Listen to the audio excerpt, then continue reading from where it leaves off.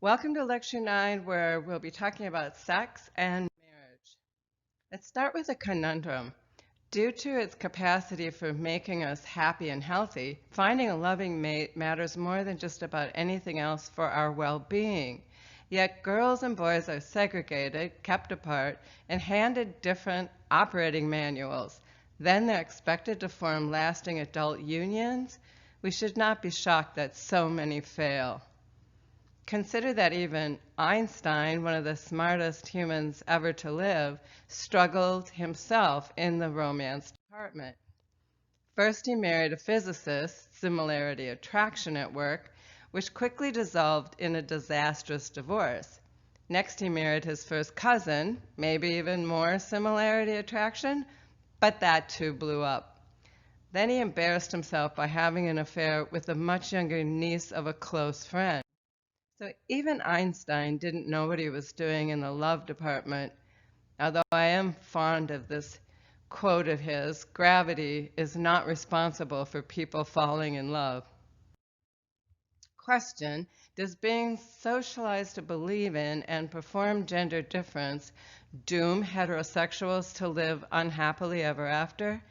No, but sexual scripts, male initiators versus female gatekeepers, and sexual double standards, guys encouraged to be studs, women warned about not being sluts, afford men much more freedom than women to experience sex before marriage and learn what works for them. Now, presumably married women are just as free as their husbands to be passionate about sex, but should we really expect a license to work a miracle on women? And if not, what price does sexual inequality extract from marriage? Almost half of women between the ages of 18 and 55 suffer from sexual dysfunction, 43%. The primary complaint, lack of interest in sex. About a third of women report this.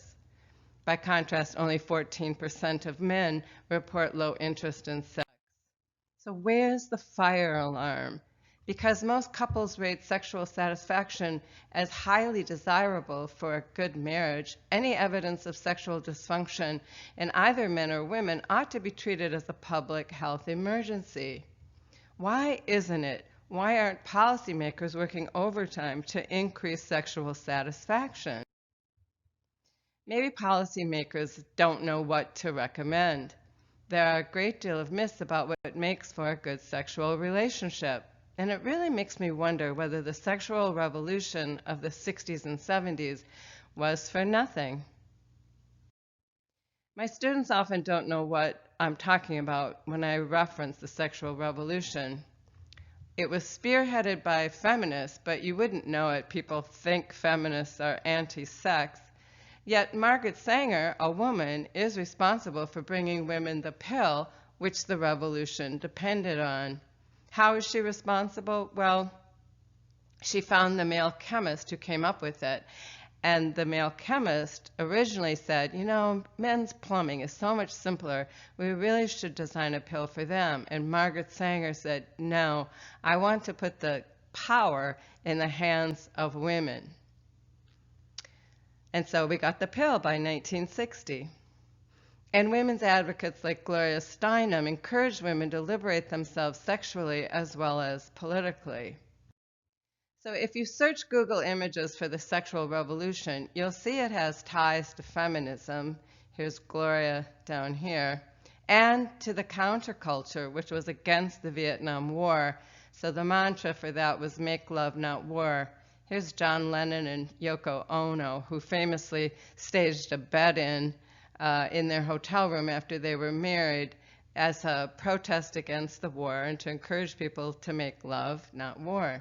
Free love, that was also one of the slogans. There was a book by William Reich called The Sexual Revolution, and many people were into polyamory. And of course, it wouldn't happen without the pill. But it all came to a screeching halt in 1980 thanks to AIDS. This is the Time magazine cover announcing the revolution is over. And they're talking about the sexual revolution because if you have sex with many people, you could actually die. Despite the sexual revolution, which gave us some relaxation in terms of people's attitudes, sex remains surprisingly taboo in education. At present, only 24 states mandate sex education in public schools, and what students are taught varies widely. It's not standardized at all, and for most students, they don't learn very much. And it's getting worse. Fewer teens today are learning about sex from either teachers or parents than in the past. In 2013, there was a study that showed fully half of teenagers reported receiving no information about birth control before they had sex the first time. Robbed of even the basics, teens today are more likely to be misinformed about sex from spurious sources like pornography. What do they learn? Well, boys learn that girls like rough, loveless sex, and girls learn that they must be weird if they don't like it that way. Impoverished sex education leaves people defenseless when bombarded with misinformation, often propelled by the desire to sell us things. A great example of this concerns men. Judging from the daily onslaught of ads for products that claim to increase penis size, the myth that bigger is better is apparently rampant. Some products offer quick fixes involving pills or patches. Others offer solutions that appear to be more complicated, and frankly, they look painful. Not surprisingly, given all the attention paid to the myth, men routinely underestimate their size, and those who rate themselves as small worry that they can't please a woman. And studies show that a big reason why men underestimate their size is not just because of all the ads they're bombarded with to increase their size, but also because watching pornography gives them an unrealistic expectation for what normal is. The guys that are cast in pornography films are chosen specifically because their genitalia is unnaturally large. And here's the thing, size is irrelevant. Women, frankly, don't care about it. One huge internet study of 52,000 people found that 85% of women were perfectly happy with the size of their men. Yet almost half of the men in that same study, 45%, wished they had a bigger penis. So Freud got it wrong. As we say in chapter 10, it appears to be men, not women, who suffer from penis envy. Another myth is that for sexual chemistry to work, the man should be dominant and the woman submissive. After all, men are taught to initiate the dating game, while women must wait to be asked and to continue to wait even after dating has begun. The sex stereotypes that broadly dictate male agency and female passivity also apply once we progress to the bedroom. What are the scripts? Well, for men, take the active role, be bold, provide resources, i.e. pay for the date, initiate sex, and be chivalrous. For women, take the passive role, emphasize beauty and being sexually attractive to men, be sexually submissive, and your reward is to be put on that tall and tiny pedestal from which you can so easily fall. The classic sexual script for women is to be reluctantly seduced by a man who takes charge of the situation. She says no, no, 1,000 times no, and then she swoons into his arms. Whether promoted by romance novels or the cover of the APA Monitor, this idea has a firm hold on our imagination. So I took the title slide from this cover of the American Psychological Association's magazine for psychologists. This one was talking about the science of sexual arousal. And you can imagine female psychologists were up in arms because how could our very own organization be trafficking in these very outdated sexual stereotypes? Following the sexual scripts gets us in trouble. It leads men to misread the signals, no means yes, and persist despite a woman's protests. Feeling guilty for leading him on, women are unlikely to report date rape when it occurs, and it often occurs because men think that no means yes. Sexual scripts cause women to capitulate to sex when they're not interested or ready, for example, because the man paid for the date. Worse, when the date's expensive, men are likely to believe that having sex was owed to the man, so they blame the woman if her date rapes her. Endorsing sexual scripts also makes it hard for women to insist on safe sex using condoms, and women who read romance novels, also known as bodice rippers, are particularly at risk for compromising their sexual health in this way. Moreover, gendered scripts give rise to the myth that women are likely to be sexual masochists. After all, it's not a big leap to go from passive submission to sex slave. The media constantly sells us this bill of goods, and not just in porn. Songs like Blurred Lines and books and films like the 50 Shades of Grey series make it seem as though women belong on the end of a leash and they're happy to be there. However, study after study shows that it's heterosexual men who are the masochists among us in the bedroom, especially high-powered men like judges and politicians who apparently long for role reversal when it comes to their private lives.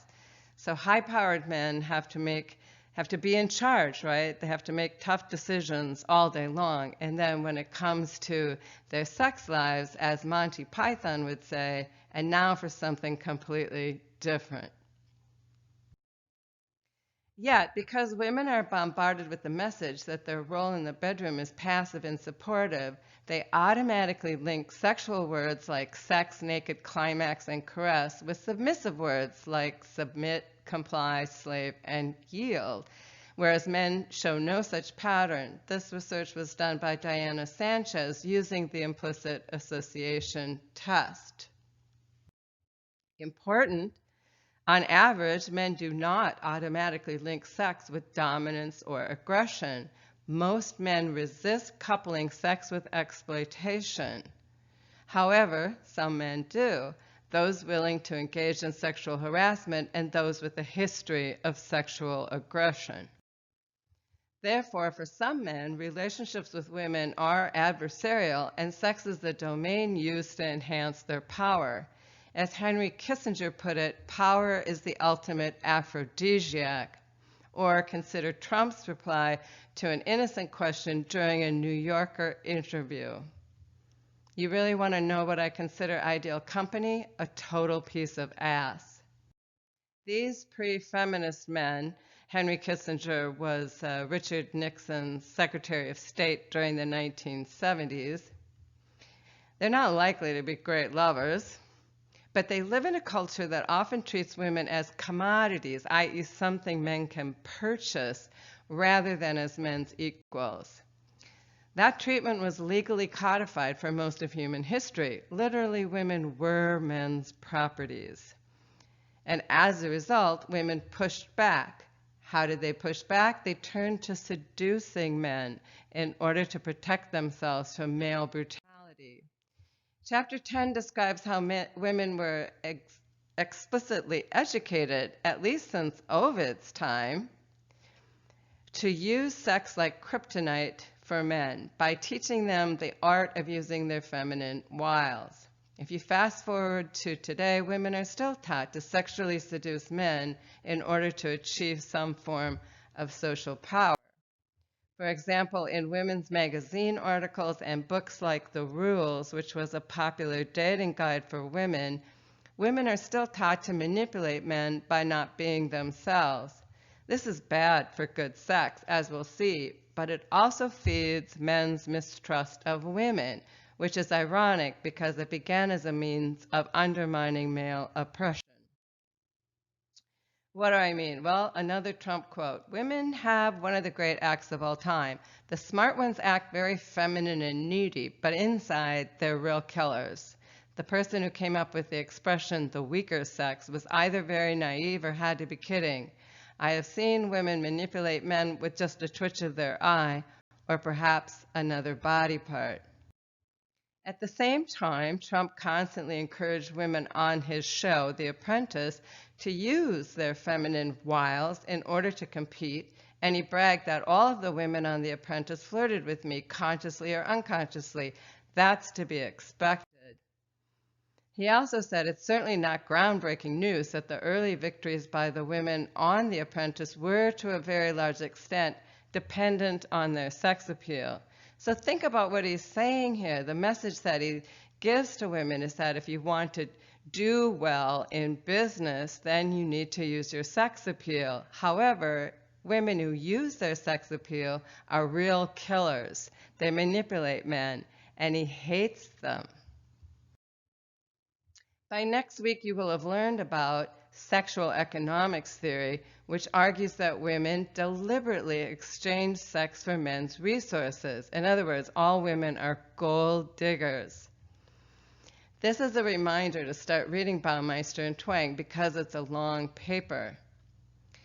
SET, or sexual economics theory, is a patriarchal theory that completely ignores women's liberation, is contradicted by research on close relationships, and it clashes completely with the romantic scripts we're concerned with today.